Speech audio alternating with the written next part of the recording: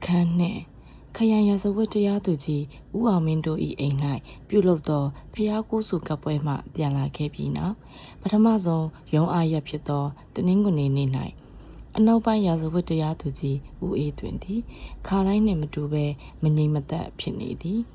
လှုပ်လှုပ်ရှားရှားနှင့်အိမ်တွင်မရနိုင်လောက်အောင်လည်းဖြစ်နေသည်အခါတိုင်းရအားသောတနင်္ဂနွေနေ့များတွင်သူသည်အိမ်ဝင်းအတွင်းမှအခြားဘယ်သို့မျှထွက်တတ်သူမဟုတ်ချေရုံးအလုံးနှင့်သက်ဆိုင်သောစာရွက်စာတမ်းများကိုဖြစ်စေစုံတက်ဝတ္ထုများကိုဖြစ်စေဖတ်ရှုခြင်းအဖြစ်၎င်းသို့မဟုတ်သားသမီးလေးများနှင့်အိမ်ဝင်းအတွင်း၌အတူလျှောက်၍ကစားခြင်းအဖြစ်၎င်းအချိန်ကိုကုန်လွန်စေလိရှိသူတဦးသာဖြစ်လေသည်၎င်းနှင့်အပေါင်းအသင်းများဖြစ်ကြသောတရားသူကြီးများရှေ့နေရှေ့ရများနှင့်ရဲရရှိများကအိမ်တွင်းမှထွက်ရန်အမျိုးမျိုးအဖုံဖုံဆွဲကြတော်လဲသူသည်ရုပ်ရှင်ကိုပင်အိမ်မှထွက်၍ကြည်တတ်သူမဟုတ်ချေသားသမီးများနှင့်အိမ်ကိုအလွန်တရာခင်သောလူတစ်ယောက်ဖြစ်ပေသည်မယားဆုံးပြီးကလေးကအိမ်ထဲတွင်ကပ်လာသောသားဖြစ်သူအားအညောင်းအညာများမိမိဆိုသောမိခင်လုံးသူကရုံးအားရများတွင်အလဲအပတ်ထွက်ဖို့ပင်တိုက်တွန်းပြောဆိုခြင်းပြုခဲ့ရသည့်အထိအိမ်၌ဇွဲမြဲသူဖြစ်သည်တို့ရာတွင်မိမိ၏ကျမ်းမာရေးအတွက်အိမ်ဝင်းအတွင်း၌လမ်းလျှောက်ခြင်းနှင့်တိုးခုန်ခြင်းကိုဝိရိယရှိရှိဖြင့်ပြုလုပ်လေ့ရှိသည်ရင်းကဲ့သို့အိမ်၌ဇွဲမြဲသူတစ်ယောက်သည်ယခုအပတ်ရုံးအားရ၌ကနာမငြိမ်နိုင်အောင်ဖြစ်လာသည်နက်နက်လင်း၍အိယာမှနိုးလာကြတဲ့ကလှုပ်လှုပ်ရှားရှားနှင့်အိမ်တွင်မရနိုင်အောင်ဖြစ်နေသည်ခင်ကသူ့အားဘာမှပြောဆိုမှကြားခြင်းမပြုလိုက်သည့်တိုင်အောင်ခင်ဤဒေါ်လေးဖြစ်သူဆီယာမမကြီးက၎င်းတို့အိမ်မှထွက်လာခါနီတွင်ကျမတို့အိမ်ကိုလည်းမကြလာလည်နိုင်ပါတယ်ရှင်ဟုရင်ငတ်သူပမာတရွတ်မှကြားခဲ့သည်မဟုတ်လောဆက်ရှင်တရားသူကြီးဟောင်းဦးကျော်အောင်ကလည်းအားလက်သောရုံးပိရများတွင်ရှေးဟောင်းနှောင်းပြများကိုအပြင်းပြေပြောဆိုခြင်းပြုရန်အတွက်လာရောက်လက်ဖက်ဖို့မှာကြားလိုက်သေးသည်မဟုတ်လားစင်စစ်လူချင်းတဦးနှင့်တဦးသာတိကျွမ်းသည်မရှိခဲ့တော့လေစစ်ကြီးမဖြစ်ပွားမီကရန်ကုန်တက္ကသိုလ်တွင်အတူပညာသင်ကြားခဲ့ဘူးသောဆီယာမကြီးနှင့်စကားပြောဆိုရန်အတွက်သူ့အနေနှင့်များစွာထက်သန်ခြင်းနှင့်စိတ်ဝင်စားခြင်းတော့မရှိလာပေမကြီးကစိတ်အားထက်သန်၍စိတ်ဝင်စားခြင်းရှိသည်မရှိသည်ဆိုသောအချက်ကိုကသူသည်သတိထားမိပုံမရချေထို့အတူဦးအောင်ကျော်နှင့်လည်းသူသည်ရှေးဟောင်းသောပညာအကြောင်းကိုပြောဆိုခြင်းပြုရန်အတွက်တက်ကြွခြင်းလည်းမရှိပေအထက်ပါလူကြီးနှစ်ဦးနှင့်စကားပြောဆိုရခြင်းမှာသူ့အတွက်မလွဲတာမဆောင်သာ၍ပြောဆိုရခြင်းများသာဖြစ်လေသည်သူစိတ်အားအထက်သန်ဆုံးနှင့်စိတ်ဝင်စားဆုံးမှာခင်တစ်ယောက်သာဖြစ်သည်သူသည်ခင်ကိုသာတွေ့ခြင်းသည်စကားပြောဆိုခြင်းသည်တက်နိုင်လျင်ခင်နှင့်နှစ်ယောက်တည်းလွတ်လွတ်လပ်လပ်နှင့်အေးအေးချမ်းချမ်းအချိန်ကုန်ခြင်းသည်တို့ရာတွင်ထိုဘူတာသို့ဆိုက်ရောက်ရန်အတွက်ခင်ဤဖခင်နှင့်ဒေါ်လေးတို့၏ဘူတာစဉ်များကိုသူသည်လူကြီးလူကောင်းတဦးပြီးအိန္ဒြေယဖျက်ကျော်ခြင်းပြုရလိမ့်မည်ကြဘိုးဆန်ဆန်နောက်ဖေးပေါက်နှင့်ဖြက်လန့်ကလိုက်၍မတင်လျော်ခြင်းနနက်စာကိုခါတိုင်းထက်နာရီဝက်ခန့်စော၍စားပြီးနောက်သူသည်အဝတ်စားများကိုလဲလှယ်ခြင်းပြုလေသည်အခါတိုင်းမိုးဆိုးကိုတရားသူကြီးတဦးပြီးအယောင်ခက်ရင့်ရင့်နှင့်အကွက်ခက်ကျဲကျဲအဝတ်စားများကိုသာစင်မြန်းလိရှိသောဦးအေးသွင်သည်ယခုအခါတွင်အယောင်နုနှင့်အကွက်ခက်စိတ်စိတ်အင်ကြီးလုံးကြီးများကိုပြောင်းလဲဝတ်ဆင်ခြင်းပြုလေသည်သပင်ကိုလည်းကာလာသားကလေးများရှုံလောက်အောင်တိတိချချပြပြရီရီနှင့်ဖြီးသည်မှန်သေးတွင်လည်းမိမိကိုယ်ကိုအခောက်ခောက်အခါခါကြည့်ရင်ရုတ်တရက်စိတ်ကူးထဲတွင်ပေါ်လာသောသစင်းကလေးတစ်ပုဒ်ကိုလေချုံမိသည်အပြိုအိမ်သို့တွားရောက်လေရန်အတွက်ဦးအေးတွင်အိမ်ပေါ်မှဆင်းလာသောအခါအိမ်သူအိမ်သားအလုံးအတွက်အစမ်းတစဲဖြစ်နေသည်အိမ်ဦးဖျားကန်တွင်ပန်းများလဲလှယ်နေသော၎င်း၏မိခင်သည်ဘာမျှပြောဆိုမေးမြန်းခြင်းမပြုတော့လဲသားဖြစ်သူ၏ဝိစားစင်ရင်လာပုံကိုမေးမော၍ကြည့်နေသည်အိမ်တွင်ချက်ပြုတ်ကျွေးမွေးကြသောဦးအောင်နှင့်ဒေါ်ရင်တို့လင်မယားကလည်းထမင်းစားကမ်းမကြီးတွင်လို့စရာကိုက်စရာရှိသောအိမ်၏ဝေယဝစ္စများကိုလောက်ကင်၍နေကြရမှတယောက်ကိုတယောက်လက်ကုပ်ကမတိမတာအကဲခက်လျက်ရှိကြသည်အိမ်အောက်ထက်အေကန်ဘက်တွင်အင်္ဂလိပ်ရုပ်ဆောင်မဂ္ဂဇင်းစာအုပ်မှအယုံများကိုစိတ်ပါဝင်စားစွာကြည့်ရှုနေကြသောကလေးနှစ်ယောက်တို့သည်သူ၏အဖေမုတ်ဆိုးကိုကြီးလူပြိုလုပ်၍ဆင်းလာသည်ကိုလှမ်း၍မြင်လိုက်သည်နှင့်တပြိုင်နက်သူ့ထံကပြေးလွှား၍လာကြသည်ဖေဖေသွားမလို့လဲမမောင်လေးလဲလိုက်မယ်ဟူ၍တားငယ်ကခြေသလုံးကိုအတွင်ဖက်တွင်ရင်းပြောဆိုသည်သမီးလဲလိုက်မယ်နော်ဖေဖေဟုသမီးကြီးကလည်းလက်တစ်ဖက်ကိုဟီးလေးကိုစီရင်တတွတ်တွတ်ပြောဆိုနေ၏ ရင်းတို့သားကလေးသမီးကလေးများကမိမိသွားမိလာမိလန်းခရီးတွင်ကန့်လန့်ကန့်လန့်ဖြစ်နေတော့မှဦးအေးတွင်သည်မိမိ၏ဘဝကိုလေးလေးနက်နက်စဉ်းစားမိလေသည်ငြိမ်ငြိမ်သက်သက်နှင့်အိန္ဒြေရရလည်းမနေနိုင်လောက်အောင်ရင်တွင်း၌ထကြွလျက်ရှိသောမိမိ၏ယောဂကိုကုစားခြင်းမပြုလျင်လည်းမဖြစ်တော့၍မိမိသွားမိလန်းခရီးတွင်ကန့်လန့်ခံနေသောသားကလေးသမီးကလေးများကိုဦးအောင်ဒေါ်ရင်တို့လင်မယားနှင့်အတူချော့မော့နှစ်သိမ့်၍ထားခဲ့ရပြီးနောက်ကားကိုယ်တော်ဘက်သို့ခပ်သုတ်သုတ်ထွက်လာခဲ့ရလေသည်ကံပဲ့ဘက်ရှိအငြိမ်းစားဆက်ရှင်တရားသူကြီးဦးကျော်အောင်၏အိမ်သို့ရာဇဝတ်တရားသူကြီးဦးအေးတွင်ထွက်မလာမီကပင်ရန်ကုန်ခရိုင်ရာဇဝတ်တရားသူကြီးကတော်ဒေါ်ခင်မီသည်နိုင်ရွက်တတခံမျှစော၍ရောက်ရှိနေသည်ဒေါ်ခင်မီသည်ဦးအောင်မင်းအားအထက်တန်းအရာရှိများနှင့်လူကြီးလူကောင်းများတို့တရားဝင်လောင်းကစားခြင်းပြုလျက်ရှိကြသောတိုက်ကဆန်မြင်းပွဲသို့ပို့ထားခဲ့ပြီးနောက်၎င်းတို့မင်းကတော်များအချင်းချင်းချိန်ထားသောဟောလိဝုဒ်နှင့်ပိုကာဝိုင်းတစ်ခုသို့ဆက်၍မသွားမီဆီယာမမမကြီးနှင့်တွေ့လို၍ခိတခဏဝင်ရောက်ခြင်းဖြစ်လေသည်ခင်တို့သားအဖကအိမ်တွင်မရှိကြချေမသွားလျင်မတော်လာသောအသီးမိတ်ဆွေတဦး၏မင်္ဂလာဆောင်သို့အိမ်မှမော်တော်ကားနှင့်ခက်စောစောကပင်ထွက်သွားကြသဖြင့်အိမ်ကြီးတစ်ခုလုံးတွင်ဆီယာမမမကြီးနှင့်အိမ်သမင်းချက်ရန်နှင့်တိုးတိုးဖော်ရရန်ခေါ်ထားသောဒေါ်ကြီးတို့သာရှိသည်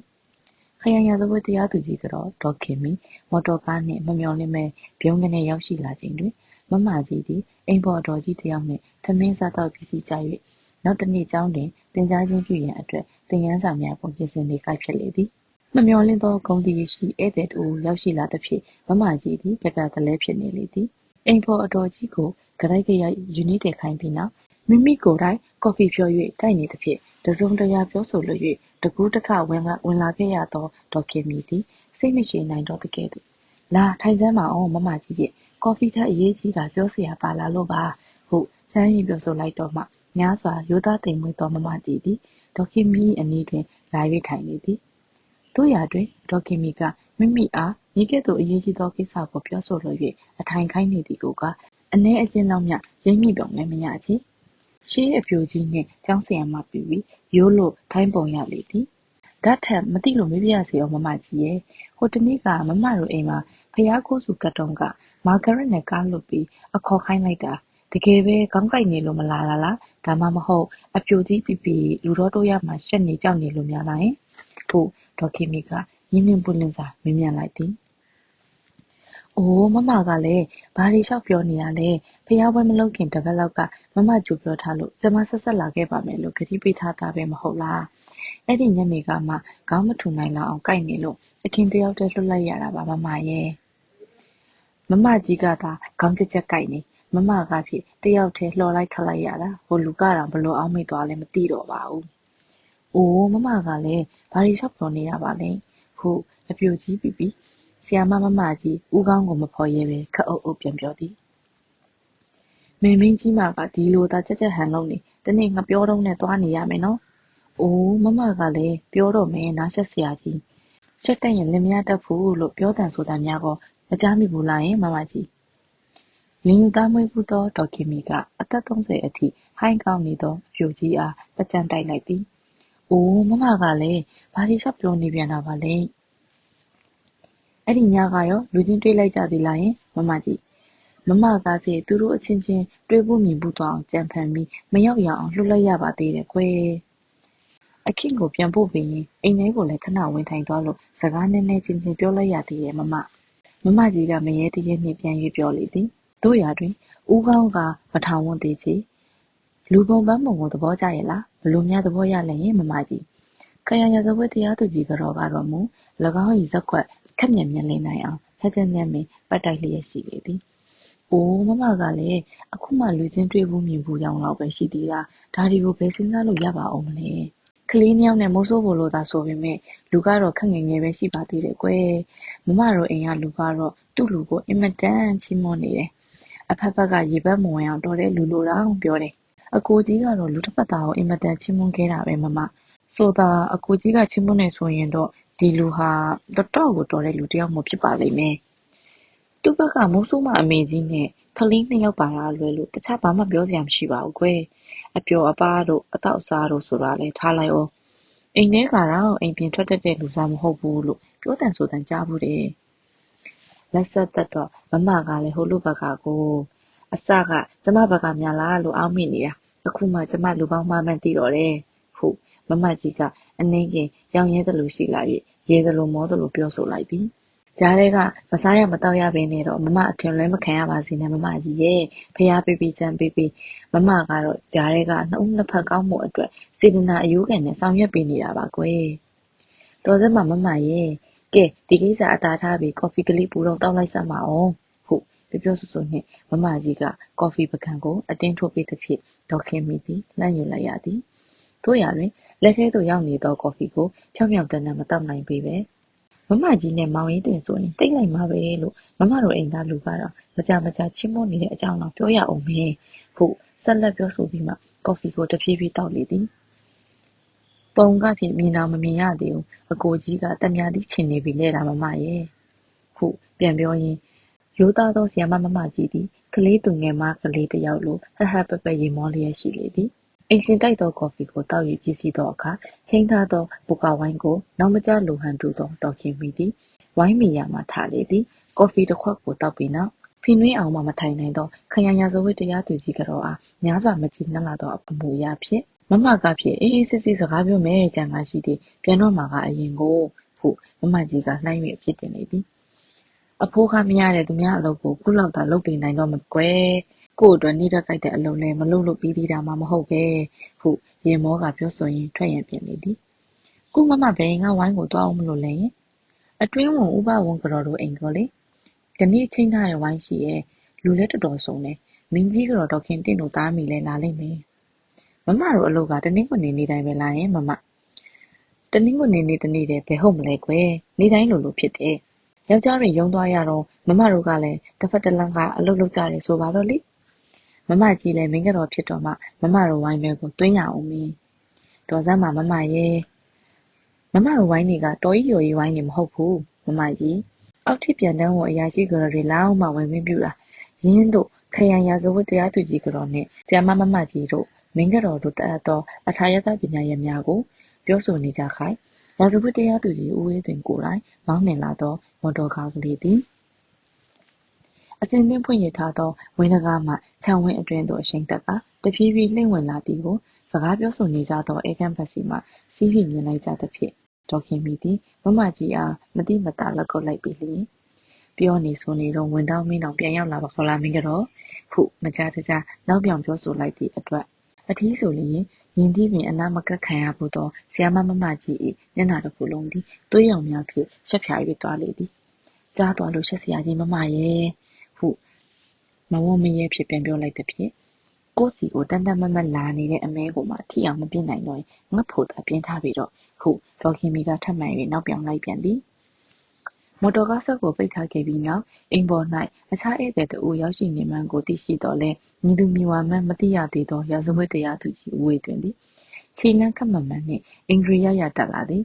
အိမ်အပေါ်သို့ရောက်တော့မှအော်ဝင်တော့မင်းပါလားရုံးအရမို့မမကြီးစီလာလဲတယ်ထင်ပါရဲ့ဟုဒေါခင်မီကမျက်နှာခက်တီတီထား၍မထိတထိကလေးနှုတ်ဆက်လိုက်သဖြင့်ဦးဝေးတင်သည်ခြေလန်းများရုတ်တရက်တန့်သွားပြီလျင်မျက်နှာလည်းအနှဲငယ်ပြတ်သွားသည်လာလာဝင်တော့မင်းကျမလည်းကိစ္စတစ်ခုရှိလို့ပြန်တော့မယ်ဆဲဆဲဝင်တော့မင်းရောက်လာတာနဲ့အစင်သင့်မယ်ဟုပြောဆိုပြီးနောက်ဒေါခင်မီသည်မမကြီးအားမျက်စိတစ်ဖက်ကိုမှိတ်ပြထားခဲ့ပြီးနောက်အိမ်ပေါ်မှခတ်တုတ်တုတ်ကလေးဆင်းလာခဲ့သည်မြင်းတို့ခရိုင်ရာဇဝတ်တရားသူကြီးကတော့ဒေါခင်မီအိမ်ပေါ်မှဆင်းသွားပြီးနောက်၎င်း၏မော်တော်ကားခြံထဲမှပြန်ရွတ်ထွက်သွားသည့်အထိရက်ကြည့်နေသောဆီယာမအဖြူကြီးနှင့်မိုးဆိုးဖို့တရားသူကြီးတို့သည်တဦး၏မျက်နှာကိုလည်းတဦးကစမကြည့်မဝင်မရဲစကားလည်းမဝင်ရဲမပြောရဲလောက်အောင်ဖြစ်ကအတန်ကြာမှကြောင်စီစီချင်းဖြစ်၍ကြံရစ်ခဲ့ကြလေသည်ထိုင်လေးကိုအေးတွင်ဟုအိမ်ရှင်မပီပီမမကြီးကပင်စ၍အေခန်းလေတွင်ထိုင်စရာရှာမတွေ့သေးသူတဦးကဲ့သို့မတက်ကြီးရက်ရည်နေသောဧည့်သည်အားအထိုင်ခိုင်းရလေသည်ဒီတော့မှပင်ဦးအေးတွင်သည်နီးရကလထိုင်တစ်လုံးတွင်ဝင်၍ထိုင်လေသည်ရင်းသို့သူ့နေရာနှင့်သူထိုင်မိသည့်တိုင်အောင်လဲရာဇဝတ်တရားသူကြီးသည်အနေမထိုင်သေးချေသူ၏အတွင်းစိတ်ဓာတ်မတည်ငြိမ်မှုကိုကြီးကန်းတောင်းအမောက်ခံရသလိုဖြစ်နေသောသူ၏မျက်လုံးများကဖော်ပြလျက်ရှိသည်ထို့ကြောင့်အိမ်ရှင်လည်းဖြစ်နေသည့်အပြင်ကျောင်းဆရာမလည်းလောက်ကင်လျက်ရှိနေသောမမကြီးကပင်လူပြိုပေါက်လူပြိုရိုင်းကလေးများထက်အခြေဆိုးအနေဆိုးဖြစ်နေသောမုတ်ဆိုးပူကြီးဦးဝေးတွင်အား မျက်နှာပင်၍အခက်ခဲကြည့်ရှုရင်းအကိုကြီးနဲ့ခင်တို့သားဖာတော့မျိုးတဲကမင်္ဂလာဆောင်တစ်ခုကိုတွားနေကြတယ်။ဒါပေမဲ့ပြန်ရောက်ဖို့တော့နီးနေပါပြီ။ဟုစကားဆရှာ၍ပြောဆိုခြင်းပြုရလေသည်။ဘသူမင်္ဂလာဆောင်များလဲရင်မမကြီးနေသာထိုင်သာရှိတာအောင်မမကြီး၏စကားကိုလိုက်၍ဦးအေးသွင်ကစိတ်ဝင်စားခြင်းရှိသောအမူအရာဖြင့်မိဖို့ရလာသည်။ကိုအေးသွင်တော့တိမလားမပြောတတ်ဘူး။တည်သွားတဲ့ဝတ်လုံတော်ရဦးကျော်ရင်ရဲ့သားကိုတင်ကျော်နဲ့တက္ကသိုလ်မှာနီးပြဆရာမလုပ်နေတဲ့မြမြမူတို့မင်္ဂလာဆောင်ပေါ့မြမြမူကတော့စစ်ကဲကြီးဦးမင်းတင်ရဲ့သမီးလေဝတ်လုံဦးကျော်ရင်ရဲ့သားကိုတင်ကျော်ဆိုတာအမျက်တော်ကြီးဝန်တော့ကိုတင်ကျော်ပဲမဟုတ်လားယင်မမကြီးဟုတ်တယ်လေကိုကြီးတွင်အခုရန်ကုန်ကိုပြန်ပြောင်းလာရတာဘာကြသေးလို့လဲဒါထက်ကိုတင်ကျော်ကစစ်မဖြစ်ခင်တော့ကတစ်ခါလက်ထပ်ထားသေးတယ်မဟုတ်လားအဲ့ဒီတော့ကကျွန်တော်ကောလိပ်မှာပဲရှိသေးတယ်ကွန်တီနင်တယ်မှာကြီးကြီးကျယ်ကျယ်လက်ထပ်တာကိုတော့တတိယနေသေးတယ်အဲ့ဒီတော့ကကိုတင်ကျော်နဲ့လက်ထပ်တဲ့မခင်နဲ့ဆုံးသွားတာဘာကြသေးလို့လဲကိုကြီးတွင်တနှစ်သာကလေးပဲရှိနေအောင်မယ်ထင်ပါရဲ့မယားအယိုးမဆွေးမီနောက်မယားယူသောကိုတင်ကျော်၏အပေါ်၌များစွာမကျေနပ်ချင်သောအမူအရာဖြင့်မမကြီးကပြောဆိုလိုက်သည်ကိုတင်ကျော်ဆိုတဲ့လူတစ်ယောက်ကကျောင်းမှာကလေးကအင်မတန်ပြပြပပနေတတ်တဲ့လူတစ်ယောက်ပဲဗျကျွန်တော်လူသစ်အဖြစ်နဲ့ကျောင်းကိုရောက်တဲ့နှစ်မှာကိုတင်ကျော်ကဝိဇာတန်းကိုရောက်နေလို့လူချင်းတော်တိတ်မကြွကြပေမဲ့တိတော်တိကြပါတယ်တယောက်နဲ့တယောက်ခက်ဆင်းဆင်းဖြစ်နေကြရမှတဖြည်းဖြည်းရင်းရင်းနှီးနှီးနဲ့ပုံမှန်လင်းလင်းပြောနိုင်ဆိုနိုင်ကြသောအခြေအနေသို့ရောက်ရှိလာကြသည်။အော်ဒါထက်ကိုယ်တွင်နေ့လည်နေခင်ဘက်ဘာတော့တက်လဲအေးတောက်သလားအပူတောက်သလားဟုမမကြီးကအင်းရှင်းဝတ္တရားအတိုင်းမေးမြန်းလိုက်သည်။အိမ်မှာတော့လက်ဖက်ရည်ပဲတောက်တယ်ဒါပေမဲ့ကျွန်တော်မနှက်ဆန်စားလာတာဘာမှမကြသေးလို့ဒုက္ခမရှာပါနဲ့အောင်မမကြီး။ဒါဖြင့်အကိုကြီးနဲ့အခင်တို့ပြန်လာတော့မှပဲတူတူတောက်တာပေါ့ကွယ်နော်ကိုယ်တွင်ကောင်းပါလေ။ဒါထက်နုနုဆောင်တာဘလောက်ရှိသွားပြီလဲကိုယ်တွင်ဟု၎င်းဤတည်ဆုံးသွားသောမယားကိုရင်းရင်းနှီးနှီးနှင့်နုနုဟုခေါ်ဝေါ်ကမမကြီးမေးမြန်းလိုက်သည့်အတွက်ဦးအေးတွင်သည်ရုတ်တရက်အဖြစ်မပေးနိုင်ပဲမမကြီးကိုငေးဆက်၍ကြည့်နေမိသည်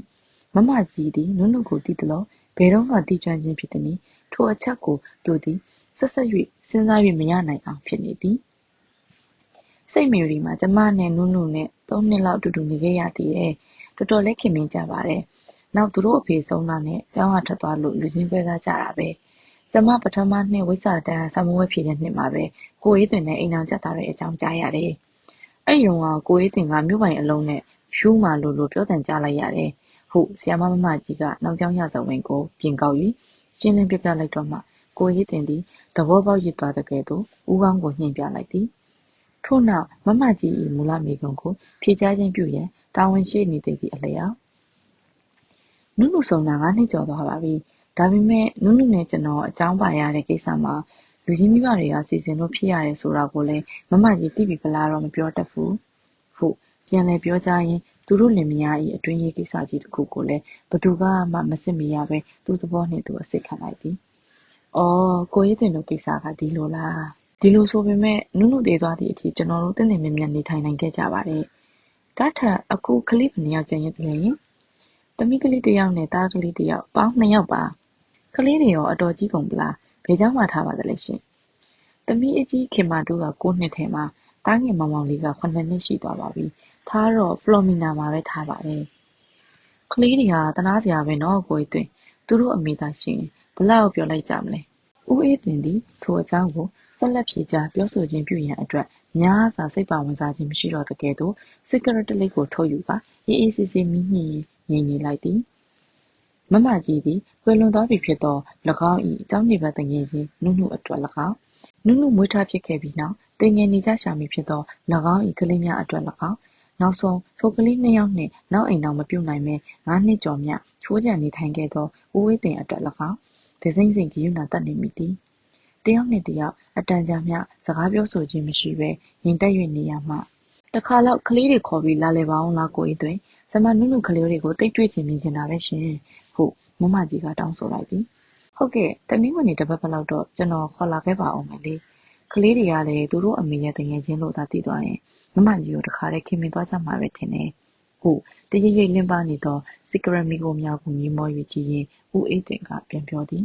ကလေးတွေကသူတို့ဖွားရင်လည်းပဲအနေများနေမယ်ထင်တယ်ဟုတ်ပါတယ်အမေလည်းသူ့မြေးတွေအတန်နဲ့တော်တော်ပင်ပန်းရှာတယ်ကလေးတွေကိုရေမိုးချိုးပြီးအဝိစားလဲပေးတာမှအစအဆအရာရာအမေတယောက်ထဲတိုင်ခံပြီးလုပ်နေတော့တာပဲ နာနီတယောက်လောက်ကောငါမထားဘူးလားယင်ကိုကြီးတွင်တော်တော်ကြာမြေးတွေရဲ့တံပြီးပြီးကိုကြီးတွင်မမေလဲလဲနေပါအောင်မယ်နာနီ2ယောက်3ယောက်ထင်ငှားဖို့ပါတယ်ဒါပေမဲ့ကလေးတွေကသူတို့ဘဘမှဘဘဆိုသလိုအမေကလည်းသူ့မြေးတွေမှသူ့မြေးတွေဖြစ်နေတော့နာနီငှားထားလဲအပူတက်တက်ဖြစ်နေတာပဲမမကြီးကိုကြီးတွင်မမေလက်လက်မမနဲ့အသက်ရှင်ရှင်နေစေချင်ရင်တော့သူ့မြေးတွေနဲ့သူတို့ဖွားရည်ကိုအရှိတစ်ဖြစ်ဒီလိုထားလို့မဖြစ်ဘူးထင်တယ်ဟုတ်ပါတယ်မမကြီးကခုလိုသတိပေးလိုက်တော့မှကျွန်တော်လည်းဒီကိစ္စကိုလေးလေးနက်နက်စဉ်းစားပြီးတစ်ခုခုလုပ်ပြီးမှဖြစ်တော့မယ်ဆိုတာကိုသဘောပေါက်လာတယ်။နောက်ပြီးတော့မြေးအနှစ်ဆိုတဲ့စကားအတိုင်းဖွားရည်ဆိုတာမျိုးကမြေးတွေကိုအင်မတန်ကြောက်ကြတတ်တယ်။အလိုလဲလိုက်တယ်အကြောင်းကြခံရပြီးအလိုလဲလိုက်ခံရတဲ့မြေးတွေမှန်သမျှထိမ့်သိမ်းအုပ်ချုပ်ဖို့ခက်တဲ့အကြောင်းကိုယ်အစ်လည်းစဉ်းစားမိပါလိမ့်မယ်။တူမလုပ်သူကိုနောက်ဘိုးရန်အတွက်တမင်သက်သက်လာရောက်လည်းပဲတော့မိုးစုပေါ်ကြီးဦးဝေးတွင်သည်အတော်လို့သူဤဆုံးမဩဝါဒစကားနှင့်ညီပေးလမ်းပြစကားများကိုသာလျှင်ဇက်တိုက်နားထောင်နေရသဖြင့်ပြီးညှိထိုင်းမှန်၍လာလေသည်မယားကြီးအယိုးမဆွေးမီမျက်နှာခက်ပြောင်ပြောင်နှင့်သတို့သားလုံးဝင်သောကိုတင်ကျော်တို့မင်္ဂလာဆောင်မှပြန်ရောက်နိုင်ခဲ့လာသောခင်တို့သားအဖကိုလည်းမျှော်မိသည်တို့ရာတွင်အခင်းတို့သားအဖပြန်လာကြမည်အရေးရောင်ကိုမျှတွင်မတွေ့မမြင်ရသေးချေထိုသားပါပြန်မရောက်မချင်းသူသည်ဆရာမကြီး၏ဩဝါဒများကိုဇွဲကောင်းကောင်းနှင့်နားထောင်နိုင်အောင်နားထောင်ဖို့အတွက်ပြင်ဆင်ရပေတော့မည်ဖြစ်သည်ဆရာမကြီး၏ဩဝါဒနှင့်အဆုံးအမကိုနာခံမိသူတစ်ယောက်ဖြစ်ကြောင်းကိုလည်းလိမ့်လိမ့်မှန်မှပြသရလိမ့်မည်ဖြစ်သည်အဘယ်ကြောင့်ဆိုသောသူတူမကိုပိုးပန်းရင်အားထုတ်နေသောနောက်ပိုးသည်သူတူမနှင့်အတူရှင်တွဲ၍ဗိသိက်ဖွန်ထွက်တွင်မဝင်နိုင်မီအကြားသူ့အတော်၏နှစ်ကိုကြည်ပြမှုကိုမရမဖြစ်၍ဖြစ်လေသည်ထို့ကြောင့်ကျောင်းဆရာမကြီးဖြစ်ပြီးလူမြင်တိုင်းသူတစ်ပည့်အထင်ဖြင့်ဩဝါဒပေးခြင်းလျက်ရှိသောမကြီး၏စကားကိုကြိုးစား၍နားထောင်ရန်အတွက်ဦးအေးတွင်သည်သူကိုယ်တိုင်တက်လှန့်နှိုးဆော်ခြင်းပြုလိုက်သည်ယင်းသို့မိုးဆိုးဖို့ဦးဝေတွင်ကသူ့တင်နကပြူဟာရည်မှန်းချက်ကိုသူ့နိပရိယံနှင့်သူစစ်ပြူဟာကင်းကျင်းလျက်ကဲ့သို့တစ်ဖက်မှရတာမလို့လိုတာမရသဖြင့်အပြိုကြီးလှုပ်၍နေရသောဆရာမကြီးကလည်းမျက်စိလည်းလမ်းမနေသောသားကောင်သည်မိမိ၏ဖြစ်ခွင့်အတွင်းသို့ဝင်ရောက်လျက်ရှိလေပြီဟုအသေးအချာတွက်ထားမိပုံရလေသည်ကိုယ်စီကိုတန်တန်မမလာနေတဲ့အမဲကိုမှထိအောင်မပြင်းနိုင်တော့ရင်ငတ်ဖို့သာပြင်းထားပြီးတော့ဟုခတ်ဆိုးဆိုးကပြန်သွားသောခရံရစဝတ်တရားသူကြီးကတော့ကတိုက်တိုက်တွန်းတွန်းသတိပေးထားခဲ့သည့်အတိုင်းထိုသရဝါအားမရအရဖမ်းနိုင်ရန်အတွက်အဖက်ဘက်ကလှည့်၍ချိန်ရွယ်လျက်ရှိသည်ထို့ကြောင့်နုနုနှင့်ကလေးများအကြောင်းကိုအတော်အသင့်ပြောဆိုခဲ့ပြီးဖြစ်၍ဓာတ်ထက်ကိုအေးတွင်တို့မမေကအသက်ဘလောက်ရသွားပြီလဲဟုဦးအေးတွင်ဤမိခင်ဘက်သို့လှည့်လိုက်သည်အမေက60တောင်မပြည့်သေးပေမဲ့တိတ်မှချင်းတော့တာမဟုတ်ဘူးပြီးတော့ပန်းတာကလည်းတစ်ဖက်နဲ့ဘဲကဆရာဝန်နဲ့ကုနေတယ်လေအမေကတော့ဗမာဈေးတွေပဲစားနေရထင်တယ်လောကဓာတ်ပညာတွေဒီလောက်တောင်ထုံးကားပြီးဆွေးစမ်းကောင်းတွေအမျိုးမျိုးပေါ်နေလျက်တန်းနေများကိုအေးတွင်မမေယောဂကိုဗမာဈေးမီတို့တွေနဲ့သူ့ဘာသာသူကုနေတာကိုအေးတွင်ကဒီတိုင်းပဲကြည့်နေသလားဟင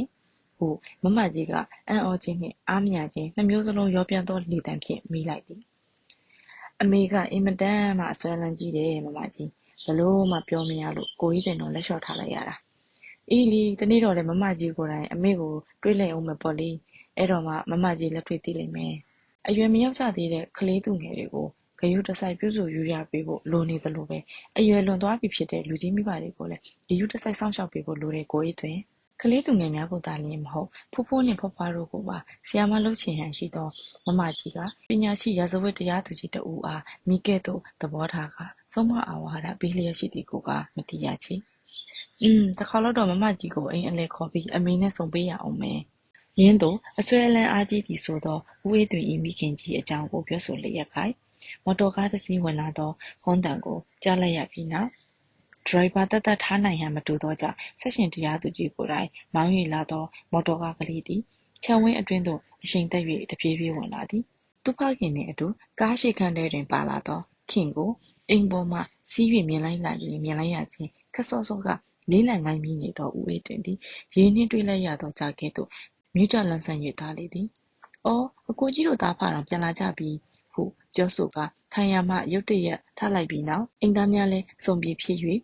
နေ့လည်ရင်တစ်ဖေးရတောက်ရန်အတွက်ပြင်ဆင်ရန်အိမ်ပေါ်အတော်ကြီးအားလှမ်း၍တတိရွေးပြောဆိုရင်းအိမ်အတွင်းသို့ဝင်လိုက်သည်အိမ်အတွင်းသို့ဝင်လိုက်သွားသည်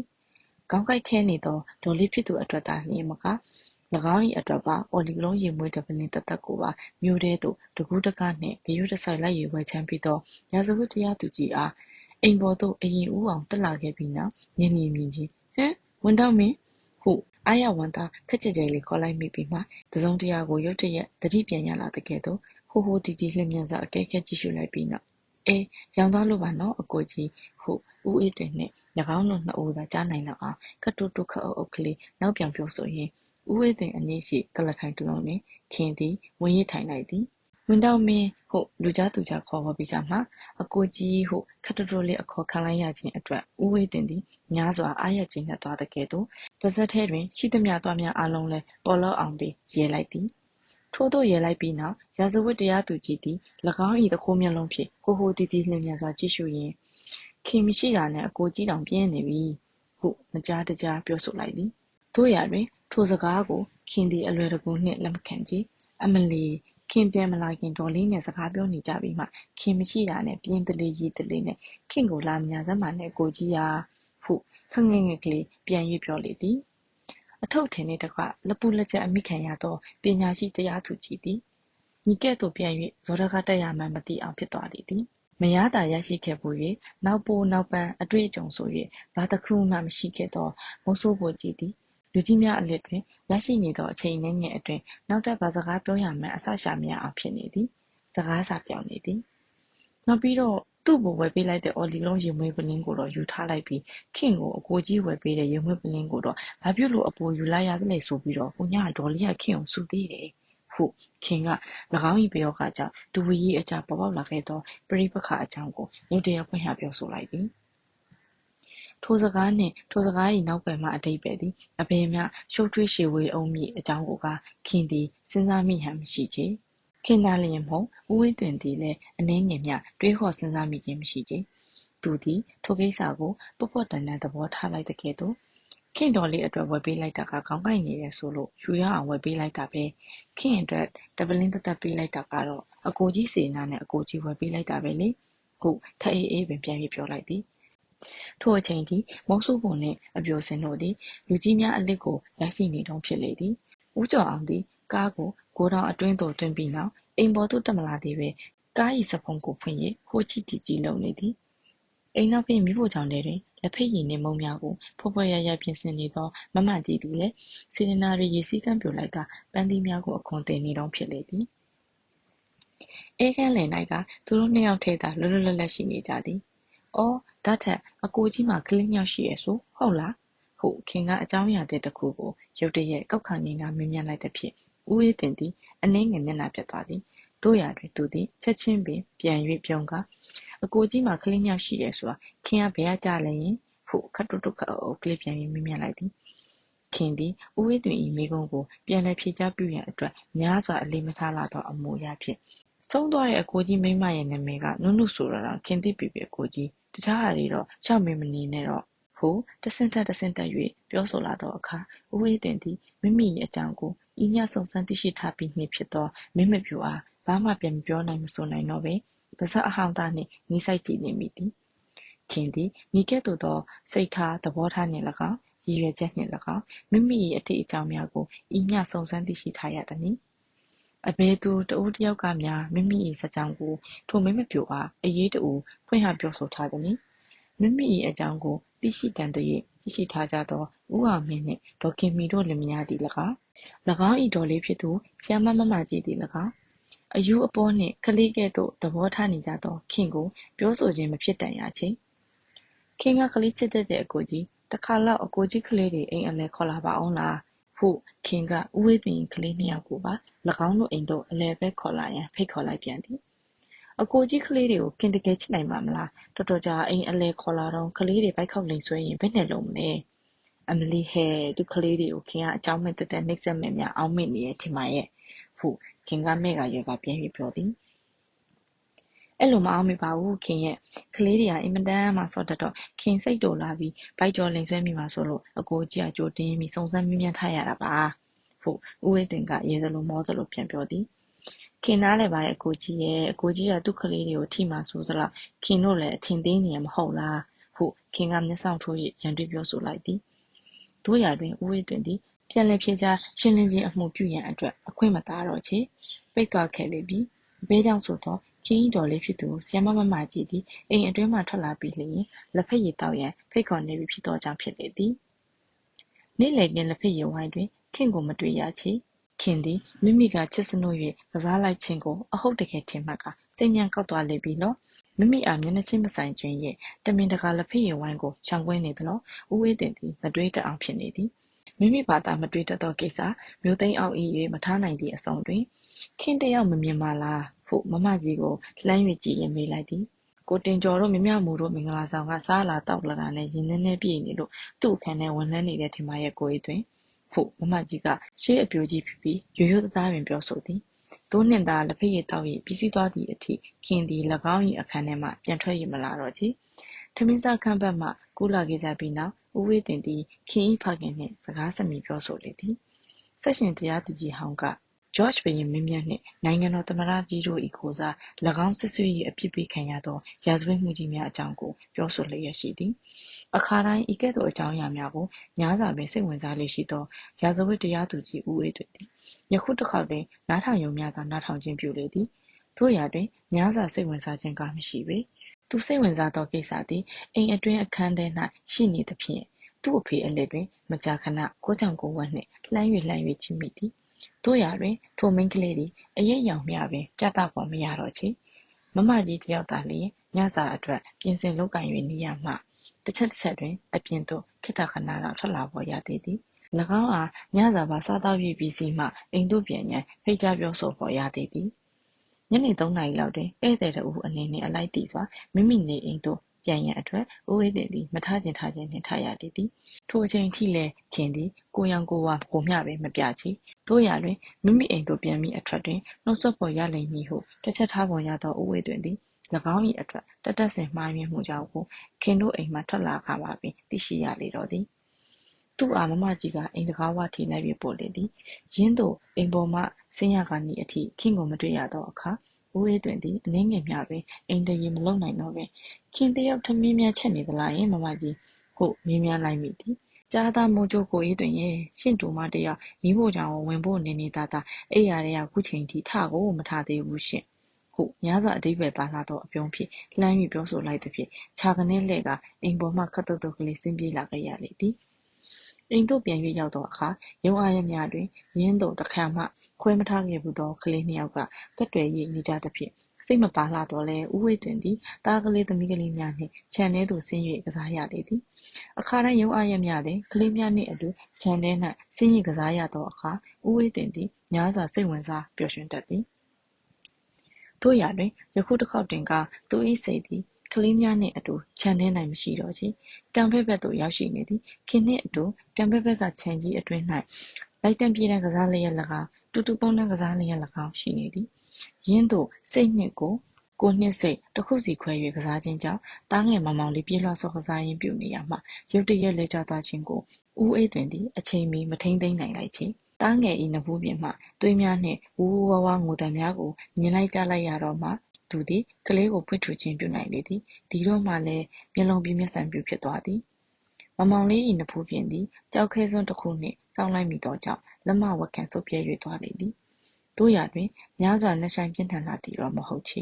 နဖူးပြင်တွင်ဒဏ်ရာရရှိသွားသောသားငယ်ကိုအိမ်ပေါ်သို့ဝှေ့ယူလာခဲ့ပြီးနောက်ဆေးဝါးထည့်ပြီးသောအခါမိမိ၏ပေါ်စားမှုကြောင့်ဖြစ်ပွားခဲ့သောကိစ္စအတွက်များစွာစိတ်မကောင်းဖြစ်မိလေသည်မိမိကိုယ်လည်းအပြစ်တင်မိသည်အငိုမရသေးသောကလေးကိုသူ့ပွားအိမ်နှင့်ပစ်ထားခဲ့ပြီးနောက်မိမိအခန်းဘက်သို့ထွက်လာသောအခါမိမိဆက်ရောက်နေသောအခြေအနေကိုဦးအေးတင်သည်လူကြီးဆန်ဆန်လေးလေးနက်နက်တွေးတောစပြုလာသည်တကယ်ဆိုတော့အဖေလုပ်သူမယားစိမ့်မွန်နေ၍မရရယူနေသောကြောင့်အဖြစ်ကင်းမဲ့သောသားငယ်သည်မဖြစ်တင်ပဲနှင့်တွေးထက်တန်ရိုဖြစ်ခဲ့ရပြီမဟုတ်သလားဒီကဲ့သို့ဆက်လက်၍မှုန်နေယူနေလျင်ရှေ့လျှောက်ဘာတွေဖြစ်ပျက်လာအောင်မည်ဆိုသည်ကိုအဘယ်သူသည်သိနိုင်မည်နည်းပလက်ကလထိုင်ထက်တွင်ထိုင်ကဆက်လက်တလိပ်ကိုမိညှိလိုက်ပြီးနောက်ဦးဝေးတွင်သည်မဆဲသေးသောသားငယ်၏ငိုယိုတံကိုနားထောင်ရင်လေးလေးနက်နက်နှင့်လက်တွေဖြည့်ရှင်းရမည်သူ၏ကိစ္စကိုစဉ်းစားလျက်ရှိသည်တိမ်တိမ်များကဲ့သို့ရွေးရှားနေသောဆလိမ်မီကိုများကိုငေးဆိုင်ကြည့်ရင်မယားမြမြန်ယူလိုက်မှပင်အဆအရာရာပြေလည်အေးချမ်းသွားတော့မည်သူအဖြစ်သူယောဂနှင့်သူဘဝကိုရာဇဝတ်တရားသူကြီးဦးဝေးတွင်သည်ကွက်ကွက်ကွင်းကလေးမြင်လာသည်နားလည်လာသည်